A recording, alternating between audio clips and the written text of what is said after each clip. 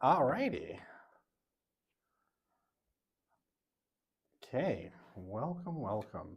I guess I'll turn the lights down a little bit. So, I know it's November 20th. The course is almost over. Wrong one. Front one off. Back. Right, I forgot that only 3 lights are considered front. Everything else in this room is considered the back. Super easy to remember. All right, so yeah, so we are, basically 3/4 of the way through the course. And finally, we're going to land on, we're done with theory, right? We've looked at all of these theories of religion, right? Theories of secularization, and then 2 big theoretical texts that kind of look at different arguments about how religion emerges, how religion thrives in the rise of Christianity and the churching of America. And now, towards the end of the course, we're going to get to some brass tacks. What the heck does all of this look like today, and what conclusions can we draw? So we're going to talk about the religious landscape today, right?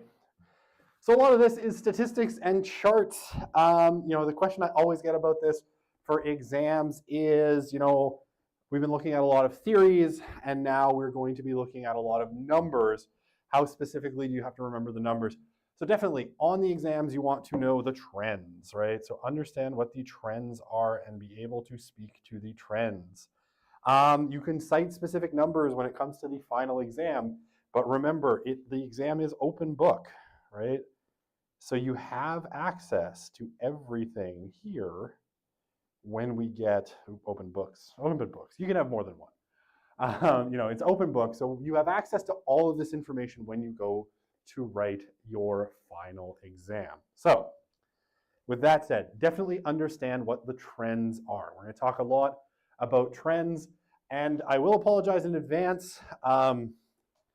This is the most dynamic part of the course because every year this stuff changes, and every year I'm sort of updating bits and pieces of it, and sometimes I'm trying to make sense of this in real time. There are a few things here that I can genuinely say I don't 100% understand, but I'm going to show you what it looks like and present you with what I think are some kind of potential explanations for it. But a lot of this stuff, like some of this stuff, honestly, is like 3 months old, right? Or 2 months old, or 2 weeks old, where I pulled the actual statistics from. So, with that, I sometimes don't have a perfect grasp on what is going on. All right, so let's talk overall religious landscape. And we'll talk about Canada, and we're going to talk about the US here, depending on how quickly this goes. So I do want to give a little bit of attention to the nuns as a specific group, and this landscape stuff can go on forever. I might throw in some stuff about Europe, a little bit later, although Europe is its own kind of really special thing. Okay, so as you know, right, Canada runs a census roughly every 10 years, where we get, the big long-form census and a ton of information. So roughly speaking, we look at a lot of Canadian religious data. We don't have a lot of stuff that's done in kind of smaller private polling. We usually look at a lot of the census data, which gives us a snapshot roughly every 10 years. And I'll kind of show you what the trends have been, through the last few waves of the census, and a kind of sense of where the trend in religion has been going in terms of Canada for a while. Okay, so if we look at 2001, right? 2001, the year I started my undergraduate degree at the University of Alberta, 72% of Canadians self-identified as Christian, the bulk of them being right in these 2 categories, Protestant and Catholic. About 12% of those were evangelicals, right, or about 4 million people.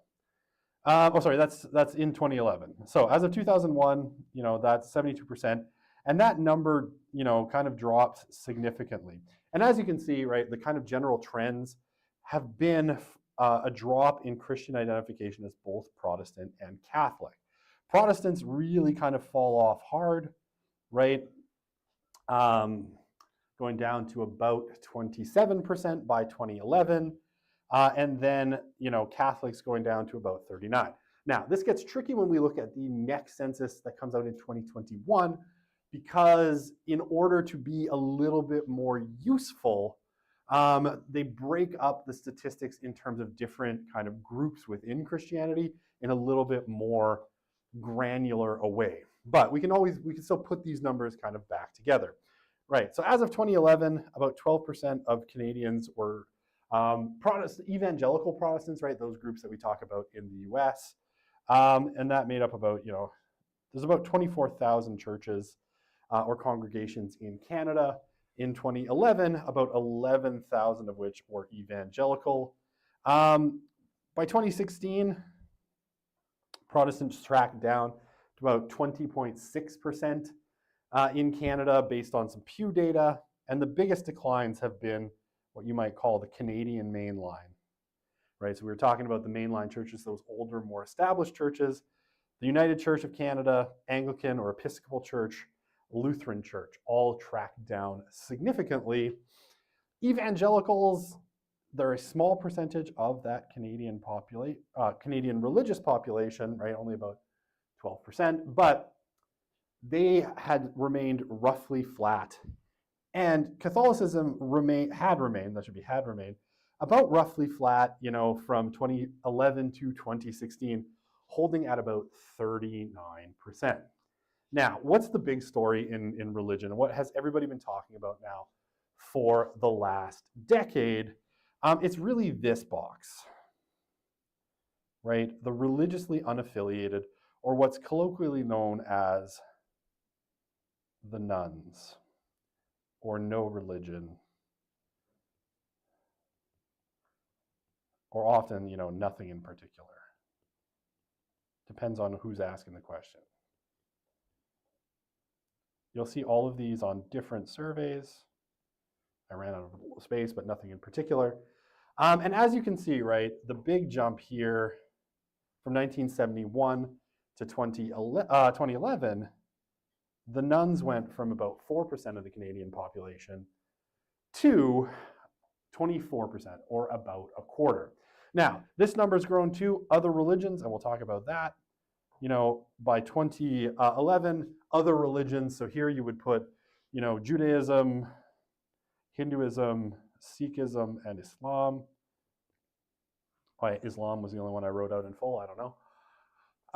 Into that category, Buddhism as well, all of these sorts of things. Okay, so what does this look like, 10 years later in 2021? So 10 years later, the decline of Christianity in Canada continues, right? And if we look at, back in, 2001, right, it was 72% who identified as Christian in 2001. By 2021, so 20 years later, that number has dropped to 53%, right? So just a bare majority of, where it was almost three quarters in 2001, it's now a bare majority, just a couple of years ago with this census data. Oh, by the way, I just want to cite my sources here. This was made by the very lovely Lisa Wilkins-Laflamme, made all of these graphics and posted them on Twitter. So I went on Twitter and stole them. She's a professor at University of Waterloo, great religion scholar in Canada. And these graphics belong to her, not to me. So, okay, basically, if we look at kind of the breakdown of the religious landscape in Canada as of 2021, we see that things have changed a great deal. Catholicism, right, has continued its kind of downward trend. It unstuck from 39 and dropped to about 30% of the population. And that represents about a 2 million, a loss of about 2 million people. overall, right? And think of that as at a time where Canada's population is growing, Catholics lost 2 million people. And this is despite immigration from places like the Philippines that are predominantly Roman Catholic. The United Church, so what used to be the largest Protestant denomination in Canada, and maybe still is, dropped about 800,000, going from 6% of the population to 3.3. And I mean, if you look at this whole grouping, these four, the average age within all of these groups of congregants is now trending into the late 60s.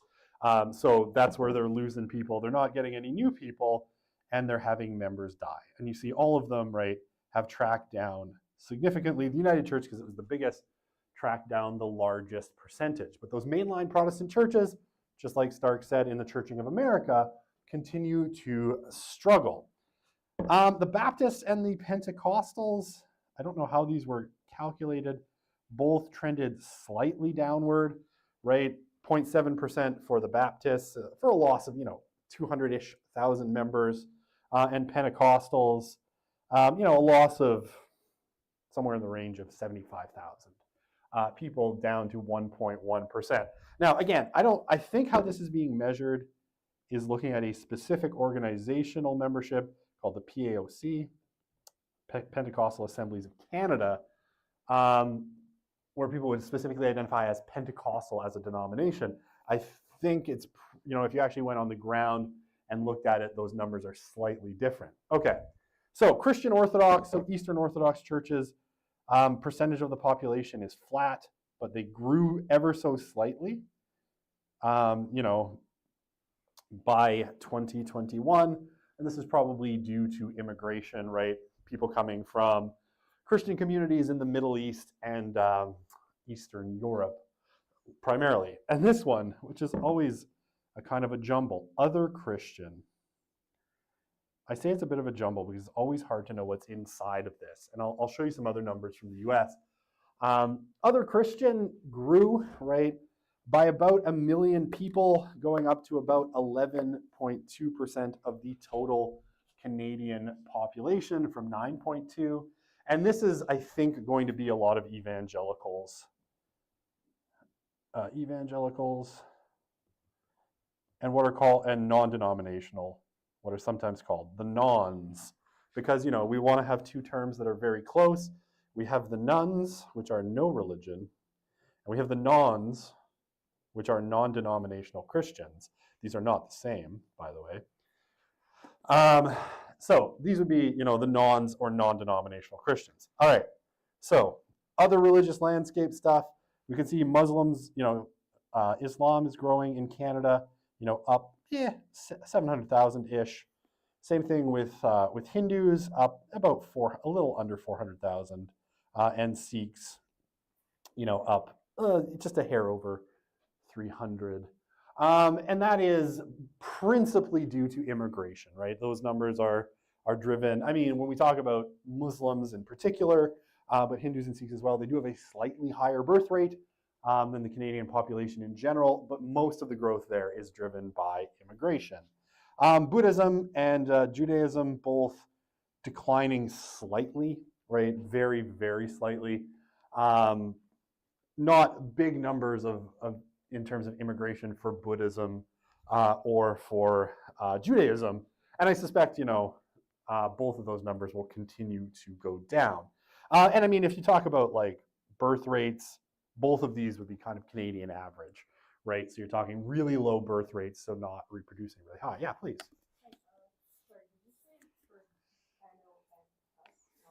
Yes. Okay, so the nons is like non-denominational Christians. So they belong to churches that aren't part of bigger church bodies, right? So we call them sometimes the nons. And I have another slide on the nons later. But yeah, basically they are just like, they wouldn't call themselves Catholic or Baptist or, whatever. They would likely just be like, oh, I'm just Christian, right? Because they belong to these churches that are sort of like one-offs. They don't exist as part of larger organizations. Does that make sense? Okay, and the nuns, now the nuns are these guys, right? No religion. And sometimes people get these two confused. Or if you ever see a test question, I write this, and people think I'm stupid and misspelled this. So don't make that mistake, because you will get that question wrong. So fair warning. Okay, does that make sense? Did I answer? Okay. Yes. Yes. Yes. And again, with the same kind of thing, like you might have to use the theories to answer some of the questions. But yeah, you won't have to re-explain rational choice theory, but you might have to apply rational choice theory. Or apply something. Anyway, I have to look at the questions again. Yeah, please, go ahead. More like immigration from the Philippines than they are Catholic, so why did that group get? I have an explanation on this slide, so if you can bear with me, we'll get there. I will explain. So, your question's good? Yeah. Okay, perfect. All right, so indigenous spirituality growing a little bit. This is probably driven by slightly higher birth rates amongst indigenous people than the general public, and indigenous people rediscovering indigenous spirituality in the wake of things like the TRC and active efforts by indigenous communities to reclaim indigenous spiritual practices that have really been ongoing since the 80s, but seem to have picked up steam in the 2010s. And then other religions, this is a grab bag. There's all sorts of stuff in here. It might be Druze, it might be, anyway, there's a whole bunch of stuff in there that's too small to measure, because there's not enough of any individual one for it to really make sense to put in its own category. And this is growing, and again, I would say through immigration. But the big one, again, is no religion. And you can see the change from 2011 to 3 years ago, up from about 24 to about 35%, or a really massive growth, right, of what, about almost 5 million people in the no religion category. Yeah, Joan. Do we know when the final? The date is on Bear Tracks, but I don't know what it is off the top of my head. I can tell you next class. I would just have to look it up on Bear Tracks. I saw that they had posted it, but I don't remember. You're lucky I remember my own name at this point in the semester. I swear there's not enough coffee to keep me conscious. Okay. All right. So very basics. And again, thanks to Sarah Wilkins-Laflamme for these beautiful infographics. You can see the kind of general trend, right? If we go back to 1971, the United Church, right, which is this biggest mainline Canadian church, 18% of the Canadian population, mostly British origin, belonged to the United Church. And I mean, just weird trivia. You know that big building that looks like a castle just across from the LRT station on campus, St. Stephen's College? That was a college that was run by the United Church at the university's founding. Both St. Stephen's, the United Church, and the Catholic Church were invited to set up colleges on the U of A campus. St. Stephen's was in that great big castle building, and eventually by the 1990s, they couldn't afford to maintain it anymore, and so they sold it to the government of Alberta, which now occupies the building with their heritage department, and St. Stephen's moved into that cruddy little building next to it that has 5 rooms. And then there's St. Joe's College, which is still an active Catholic college on campus, but that is driven in large part by this. The United Church, in 1971 was 18% of the population, and if you go back further, it would have been more. By 2021, you're talking about 3%, so they have declined massively. The Catholic Church, right, again, 46 in 71, 30% today. It's a big loss in terms of percentage of the population, but not nearly as devastating. And then we have the growth of our immigrant communities, right?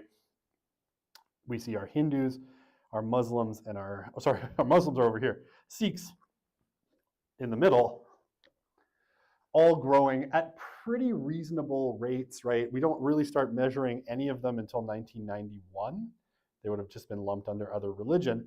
But from 1991, right, they've all grown they're still in the single digits, right? They're still all below 5%, but they're making up a larger and larger part of the Canadian landscape. And I suspect when we get to the 2031 data, especially, I think Islam will certainly be above 10%, probably. That's just a guess. But based on the sort of trend lines and immigration patterns we've seen in Canada, they're all going to go up. They're all going to make up a bigger part of the landscape, and they're going to continue growing. And right, so 7% of, and depends on where, 7% of people in Ontario identify as Muslim, the largest population anywhere. Only 0.4 of Nunavut.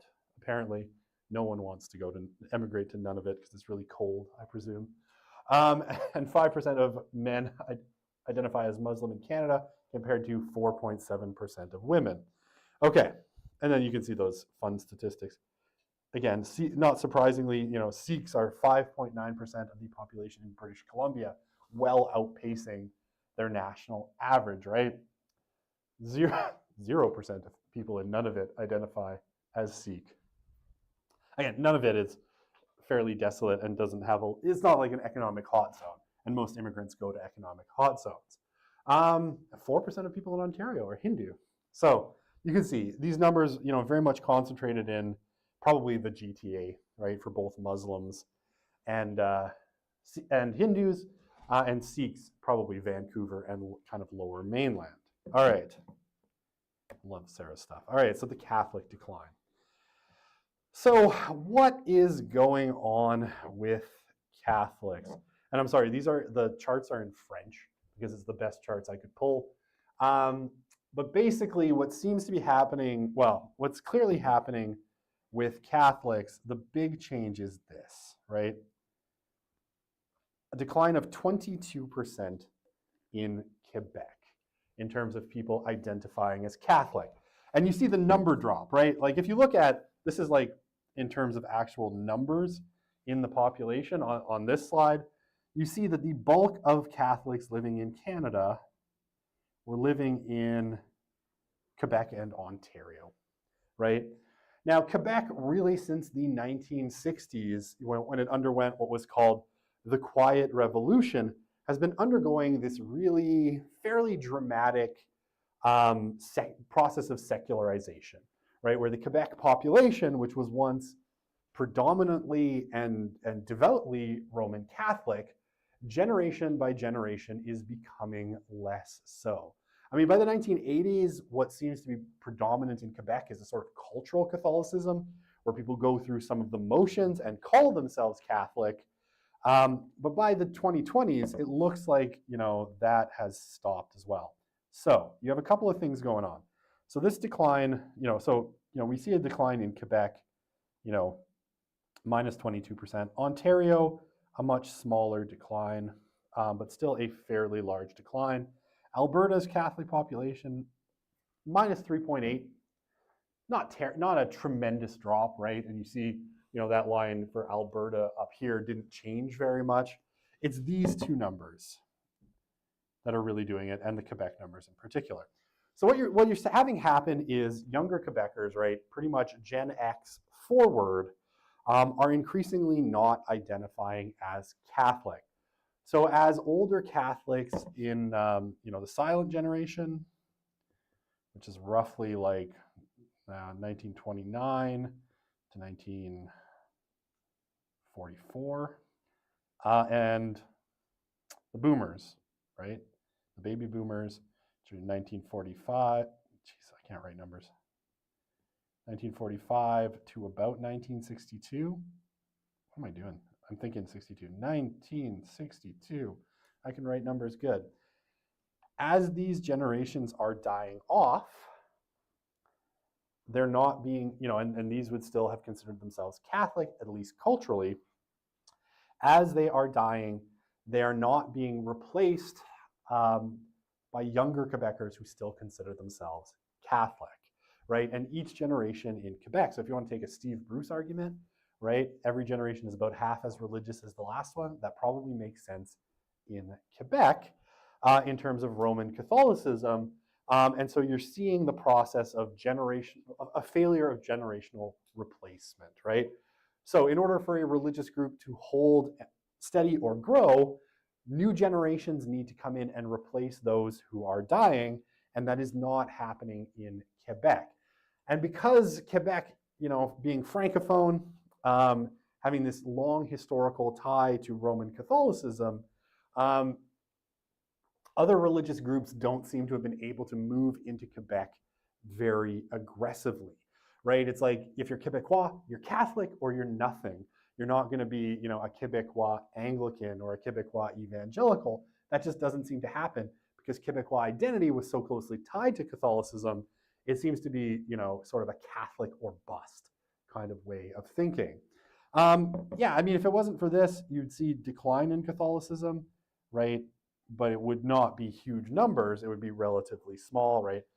And these populations are relatively small in other places. So the decline of Catholicism in Canada is likely to continue as generational replacement in Quebec continues to founder.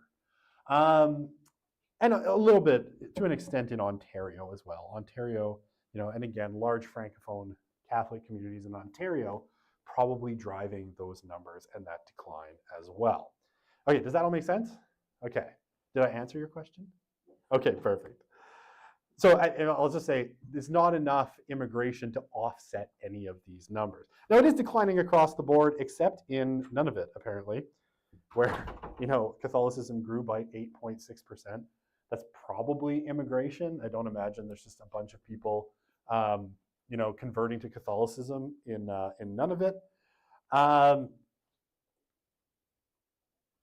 So for whatever reason, Catholics are moving in at some rate, but Nunavut is such a small percentage of the Canadian population that it's a significant number for Nunavut. It's not a significant number nationally. Okay. So yeah, this is from StatsCan. Nice little graphic. Just to show you the kind of change over time for all of these religious groups, right? And you can see, right, though they're all quite small on a national level, our three immigrant groups, you can kind of see the change over time, with these bar graphs. It's a nice little way of representing how much they've grown over time, right? So there we go. Okay, we talk about the unaffiliated in the US. We see, kind of similar patterns in a lot of cases. And this is so one of the weird things about the US, because of this idea of the separation of church and state, the US census does not actually collect religious data, right? Because you wouldn't want to be seen as the state interfering in religion in any way. This creates a whole bunch of really interesting problems in US data that are hard to deal with, because the census would be the best way of kind of getting a religious landscape number for the US, but we don't have it. So people generally turn to a couple of sources. One is Pew, because the Pew Research Center does a whole bunch of research, and the General Social Survey, or what's called the GSS, which is out of the National Opinion Research Center, or NORC, at the University of Chicago, which every 2 years, runs a survey of about 1,500 Americans, right? So there's only limited stuff that we can know, and the sample size, is a little bit on the small side. It's nationally representative, but it creates certain issues. Okay, so what do we know about the US? The US, the growth of the nuns has been, happening really since probably about the 1990s, mid-1990s. Right? We start to see the growth of the nuns in a concerted way.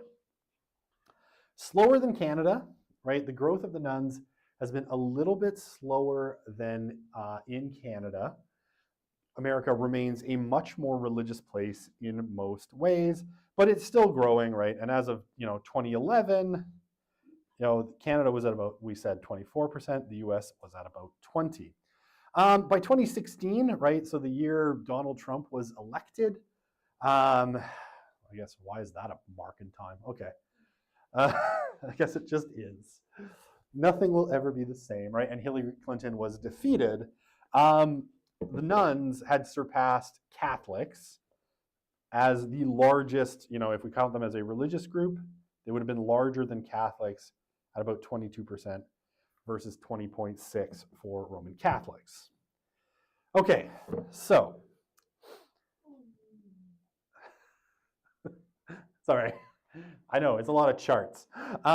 If we look at, kind of generational breakdown, so this is Canada, right? Basically, as you go forward in generational cohorts, the percentages of the nuns increases, right?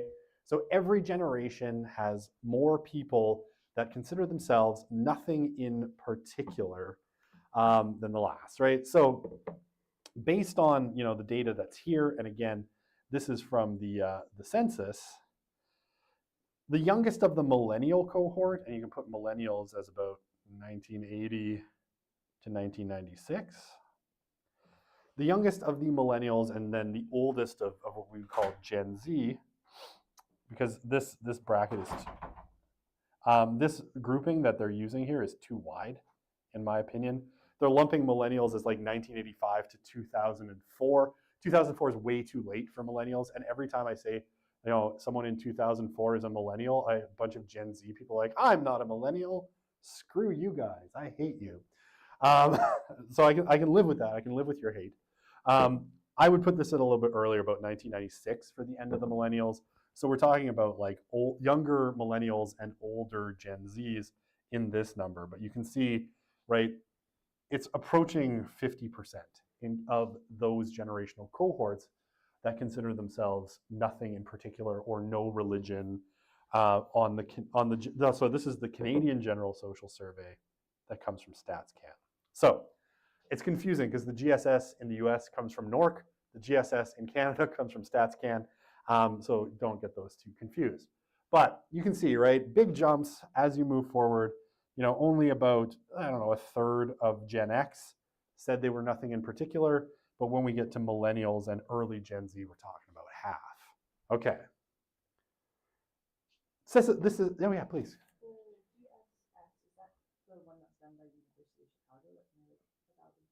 The one in the US, yeah, yeah. In Canada, the GSS is the census, basically.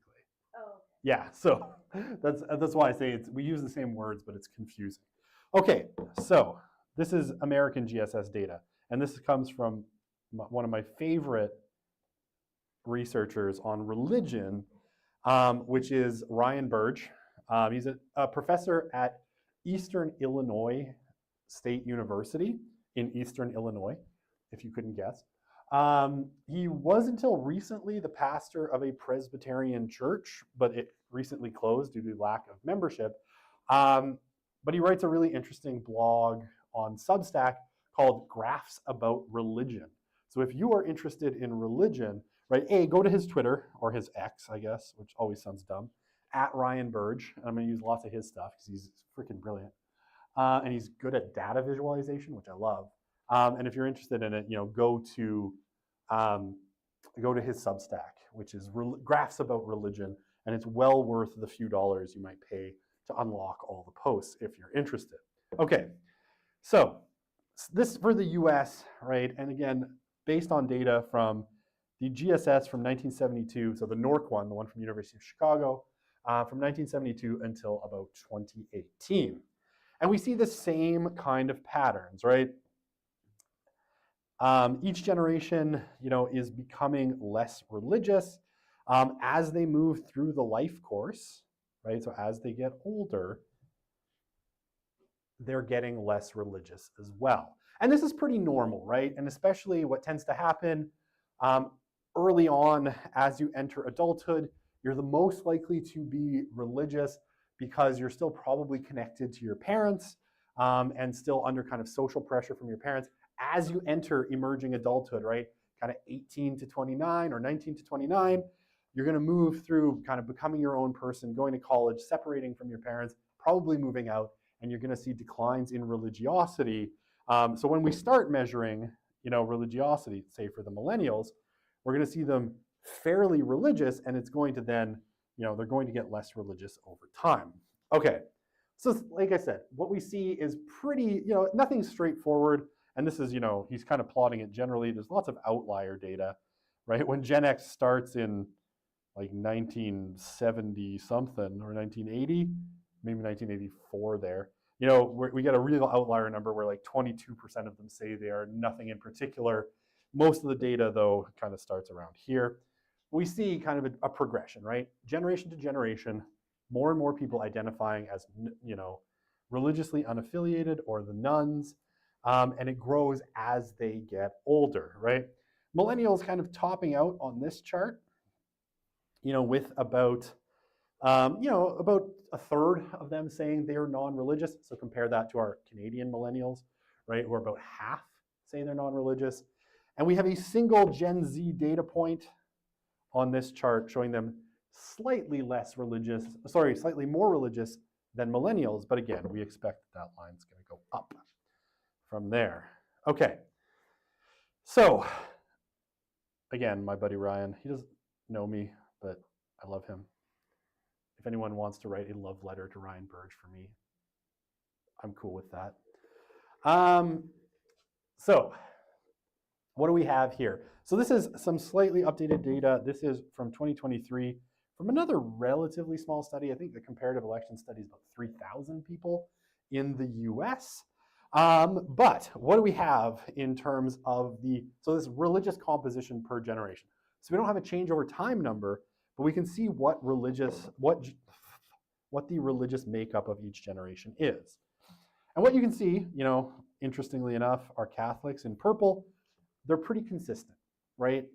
Catholics haven't actually changed that much generation to generation. It's about 20%, roughly, a little above, a little below, and it's pretty steady that way across generational cohorts. The silence, though, and you can see the decline of Protestantism. So this is your decline of the main line right here. The silence, 48% of them identify as Protestants, almost half. By the time you get to the boomers, it's dropped 9%, and you see this number just drop, over time. And Gen Z, at the lowest. Other world religions, growth over time, again, that's going to be immigration, although Gen X apparently had a little, well, I guess it was less other world religions than the silence for some reason. But, we generally see as our generational cohorts are getting more diverse because of immigration, we're getting a bigger share of other world religions, your Judaism, Hinduism, Sikhism, Islam, and whatever else. Atheist, agnostic, again, slight growth from generational cohorts. It's not as massive as you might think. The big growth, though, obviously being nothing in particular, right? The silence, only 13% of them say they're nothing. 27% of Gen Z says they're nothing. Now, what else is interesting about this chart? I'll put it this way. These two cohorts are very, very similar. So, why does this matter? Okay, by 2023, when we talk about Gen Z, the oldest of Gen Z is trending around 30, right? They're getting into their 30s. So we now have a significant chunk of Gen Z in this sample. Whereas, earlier samples, we had only little pieces of Gen Z. But now we have a good, solid chunk of Gen Z in this sample. Not quite all of them, because I would put Gen Z as ending in 2010-ish, 2008, sorry? 2012. There's dispute. Anyway, no one ever agrees on generational cohort outlines. Somewhere around 2010, 2012. We'll put it that way. If I say 2010, my daughter's happy because she wants to be Gen Z and call her brother Gen Alpha because she thinks Gen Alpha sucks, even though there's only 2 years between them. Anyway, this is neither here nor there. My kids fight a lot. They kind of hate each other. I don't know what I did to fail them as a father. Okay, but what am I saying here? These two cohorts look very, very similar, right? There are minor little differences, right? But compare this Gen X to millennial, you got a 10% drop. You're only talking about a 3% drop or within margin of error when you talk about Gen Z. Catholics never change. Catholics are always the same. But even this nothing in particular number, right? Between generational cohorts, you see pretty big jumps, 6%, 4%, and then 5%. But these numbers are basically identical, right? So in the US, I'll finish my thought and then I'll get to your question. The religious makeup of Gen Z and millennials is essentially identical, right? Within very close margins. What do I have on my next slide?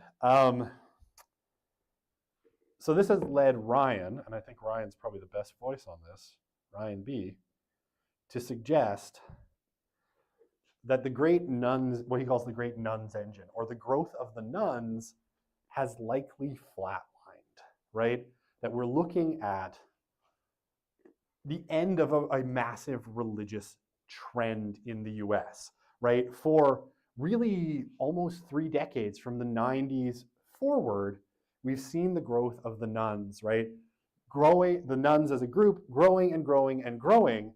But it seems like by somewhere around 2021, 2023, that the growth of the nuns has basically kind of hit a wall, right? It's kind of flatlined, at least for the moment, right? We may see something happen later, but at least at present, millennials and like you would expect, and here maybe we're refuting Steve Bruce's argument, if we, had this kind of late secularization idea, Gen Z should be considerably less religious than the millennials. And according to this data, at least, they aren't. Yeah, Joan, what did you want to ask?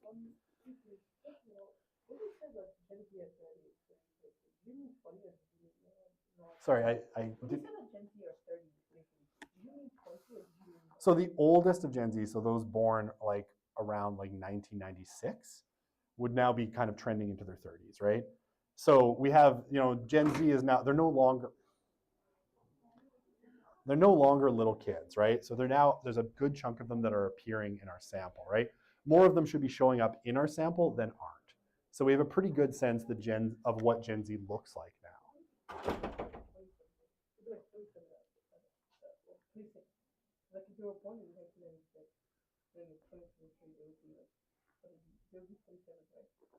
Right, so they're trending toward, that's what I said, they're trending towards their 30s, right? They're coming around to their 30s. They're not quite there, but they're moving into their 30s, right? So.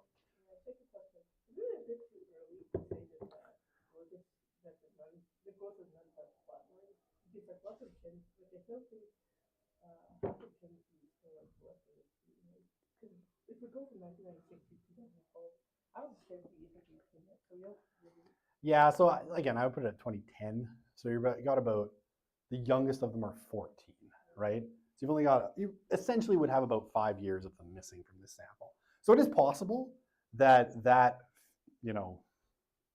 5 years of that cohort, when they come into the sample, is going to be considerably less religious. Anything is possible.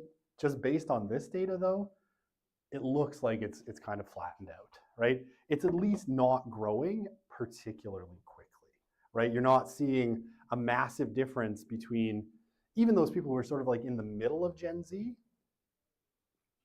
affecting the sample and bringing that religious number down. Their religious profiles look very, very similar, which is unusual because the religious profiles of all of these other generations, aside from Catholics, like I said, that just never change. Although I will say Catholics clearly lose a lot of people in the US. It's just that they bring in a lot of Catholics from Latin America because otherwise like half the country would be Catholic at this point if they didn't have generational loss as well. Maybe not quite half, but you know what I mean. So I think we can say with not 100% certainty, with a reasonable amount of certainty, that the Gen Z is not going to be as different from the millennials as the millennials are from, say, Gen X.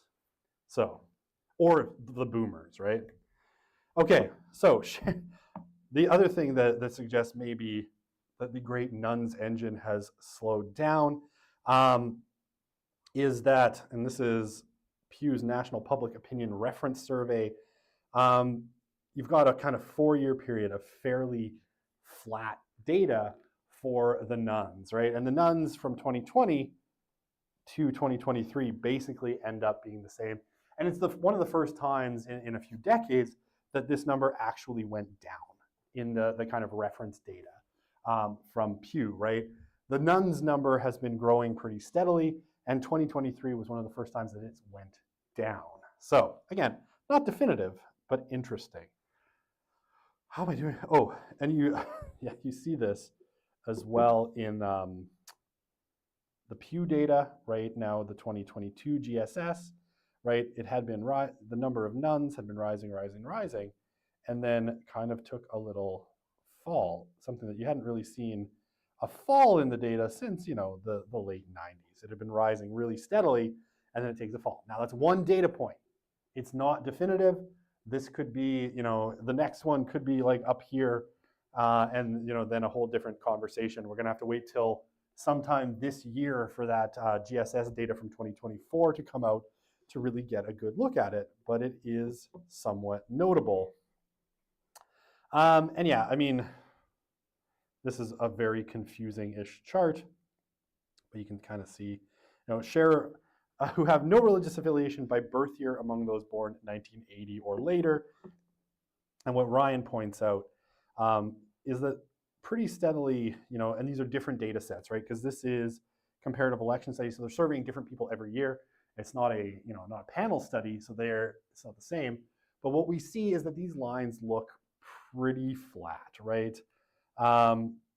They're not growing at particularly high growth rates on this chart. So it's possible that the growth of the nuns in the US at least has hit its kind of slow phase, right? Okay. I'm trying to think if I have enough time. It's 10:50. I don't have enough time. I'll start here because this is another set of data, this time from Springtide. We'll talk about it on Friday. I'll point out some other stuff here. But we'll see you on Friday. And I'll put a star so I remember to start here. Okay. Hello. I have a question. Of course. What does the difference between atheist